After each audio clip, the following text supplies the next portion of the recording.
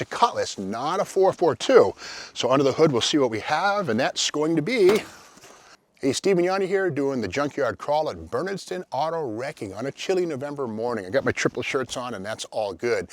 Speaking of chilly, driving a car like this 1966 Olds Cutlass convertible on a November day would be a cold experience. But the thing you got to remember is that the Olds Cutlass was a mid-sized vehicle, just like the Chevelle, the GTO, or the Buick Skylark. Again, this is GM's A-body platform, but it looks so big. Here's the thing: when I was a kid growing up, I had a hard time telling Olds Cutlasses, or Cutlass if it's the infinitive plural, from the full-size Olds 88s and the larger vehicles. That's because Oldsmobile intentionally gave the Cutlass midsize a longer, larger body. It rides on the same wheelbase and chassis as a Chevelle or a GTO, but again, the body on these things is 7 inches longer than a Chevelle. In fact, these are 204 inches long versus a Chevelle's 197 inches, and most of that's in the front and at the back. So again, these long flanks right here. A Chevelle is a shorter car, but again, the wheelbase is the same between the midsize Oldsmobile and the midsize other GM cars. Kind of an interesting thing. Now this one here being a 66, it's a Cutlass, not a 442. So under the hood, we'll see what we have, and that's going to be... There it is, the 330 cubic inch Olds V8. Now the thing of it is, this was available with either a 2-barrel carburetor with 250 horsepower, or the Rochester Quadrajet we see here, which was optional, with 310 horsepower. Now, if you didn't know, the Quadrajet was in its second year of availability right here, and the Quadrajet has smaller primaries and larger secondaries. It's called a spread bore. You cruise on the primaries for good fuel economy, but when you go wide open, you get that woo, and you get the secondaries for airflow. And again, this 330 cubic inch engine is a fairly over-square design, 3.93 inch bore, 3.38 inch stroke. So it's a good recipe for high RPMs, and with good cylinder heads, these are fairly decent performers. Now, one thing that's different about the 4-barrel engine from the 2-barrel is the harmonic damper. This thing right down here. On the 4-barrel engines, there's actually a rubber ring baked into that, whereas the 2-barrel engines have a solid hub at the front. So I think Oldsmobile knew that these engines would be revved a little higher and therefore needed to be balanced a little better. So again, the 4-barrel engine has a specific damper, and we got it right here. Now this one, of course, is pre-HEI, so single point distributor hanging out right there. Manual drum brakes on this one, and again, 1967, the very next year, would bring the dual circuit master cylinder. This does have the power steering. No air conditioning on this one, just the heater on the firewall right there. Now, if this thing grew up, it would be an Olds 442 in the third year. Now, I think we have to remember, is the 442 arrived in 1964 with a 330 cubic inch engine. It grew to 400 in 65 and 66, but this is a test of a 442 tri-power. It says here, the Oldsmobile F85 has been represented during the past 2 seasons by the 442 model, having an exclusive 400 cubic inch engine. There have been fewer 442s on the road, however, than other GM supercars, as a result, in part, of somewhat lower key promotion and merchandising. The sad part of this situation is that the car offers everything that his compatriots do. The brighter side is that the 442 owner achieves more in status because it is a less commonplace car. Sales and production figures vividly portray the difference between the 442 and its leading rival Pontiac GTO. Throughout the 1966 model year, F85s have been somewhat more available than have short supply Tempest. Now that's the base cars, not muscle, although this is primarily a reflection of the alternate plant capacities between the Olds and the Pontiac as much as anything else. But among the Tempest, the GTO models have been nudging upward to 100,000 units. That represents almost 1/3 of the total Tempest production. On the other hand, F85s are running at about 250,000 annual production, with only 10% of them being 442s. So it is interesting that the GTO and the 442 were similar in theme and concept, but the 442 was greatly outsold by the GTO, the great one. Now the thing is, in 1966, a total of 202,067 Cutlasses and F85s were built. Of them, only 12,154 were convertibles, like this one. Now the weird thing on this car is the wheels. At first I thought somebody put some Buick Grand National wheels on this. They kind of look it, and they looked even closer. They have a weird offset, and then when I finally saw these little nubs right here, I realized these wheels are from a mid-70s Jaguar XJ6. They bolt right on, same 5 on 4 3/4 bolt pattern, but again, that looks like a Buick wheel. It is not. That's a Jaguar wheel, kind of hiding in plain sight. What a weird thing that is, but again, the car kind of looks like it's got Buick Grand National rims, but they're not. Okay, inside this one, will we find a 4-speed, a 3-speed, or what do we got? Okay, column shifted automatic, ho-hum, but again, that's how most of these things were. Somebody added a Sun Mini Tack. Look at that little puppy right there. That's kind of cool. Sort of a day 2 add-on. It's a poor man's version of the Sun Super Tack, half size. Does the job.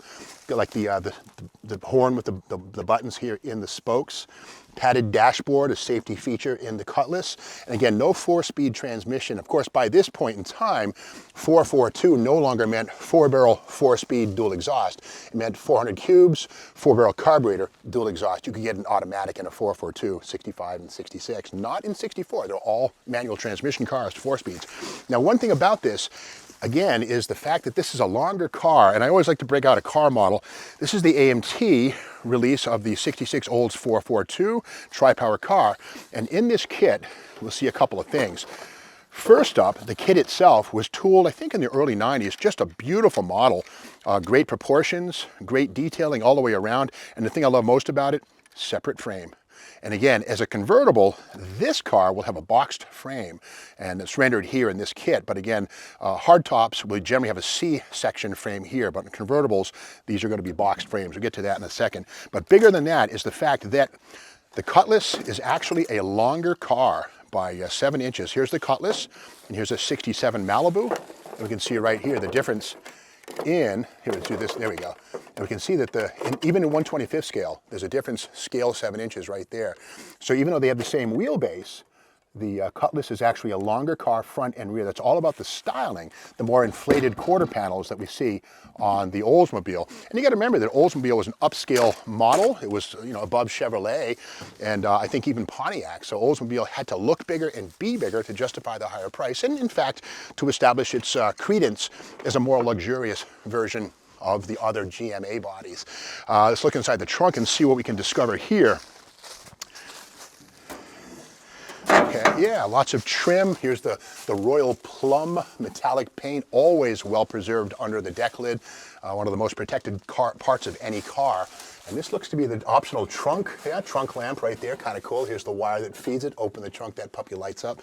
Some spare bits. This is the base of the air cleaner. Again, the 4-barrel intake manifold. The carburetor would fit on top of this.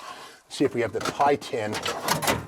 Yeah, it's just a single snorkel Olds air cleaner with an emissions device that was an add-on thing, late 60s. These things were drilled in and added, something you would have added from Pep Boys or something to meet emission standards that were retroactive on certain cars. The headlight bezels, kind of cool. These are in very good shape. Nobody's reproducing these things, so you need these, whether you have a 442 or a Cutlass like this one. And again, dual exhaust was possible on the 4-barrel cars. Most had single. And on this one, I see a single pipe coming out right down here. So no dual exhaust on this one. And again, there's that unadored tip right there hanging down low.